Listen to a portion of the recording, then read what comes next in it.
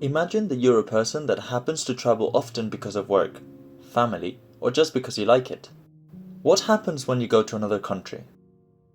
How much money is your phone provider going to overcharge you? What is the amount of time that you have to waste creating a short contract with each local carrier? In the European Union, the answer to all these questions is finally nothing. Before, if you traveled and used your phone, you would have been charged with some hefty prices by your provider back home. Let's give an example.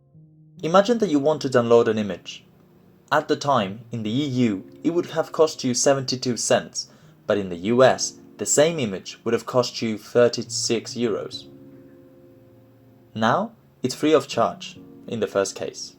Since 2017, European citizens have been able to enjoy the freedom of free roaming under the Fair Use policy. This implies that roaming must be used only for leisure and business, but it will be limited to prevent misuse by controlling the number of days the user is in each country. This allows European providers to adapt their phone rates individually to each country and not to be threatened by foreign companies. After all, these external companies don't need to have their own network abroad and are still using the local provider networks. But the question is, will this appear globally, or at least be extended to more countries?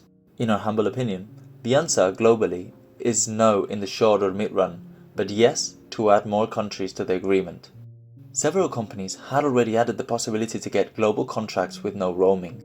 Europe has been the first to make it mandatory as it has always promoted freedom for its citizens. Freedom of traveling, selling goods, and now mobile plans. Even now that the UK has left the EU, roaming is still available for European citizens in that country. We believe free roaming is here to stay, and eSIM will have an effect mostly on local market and on people living abroad with two phone numbers. However, the use of eSIM for short stays will be negligible due to not good enough convenience.